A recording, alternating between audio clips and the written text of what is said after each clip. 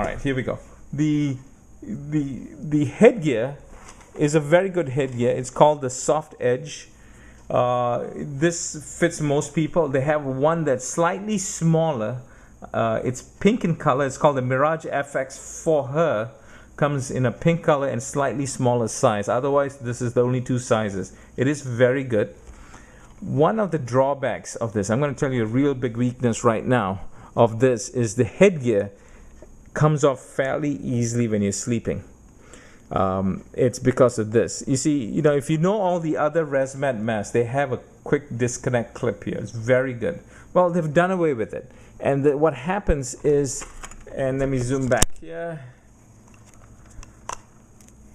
This, see, it works its way out. Now, the way to do this is when you have the mask on, and by the way, a lot of people, including myself, when I tried it out, had difficulty trying to put it out. The way to do it is, let me put it back here and show you. I'm going to teach you a trick.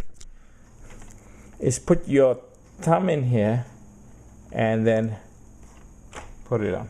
Do you see that? Once again, put your thumb here over the loop of the strap and then slide it on. Once you do that,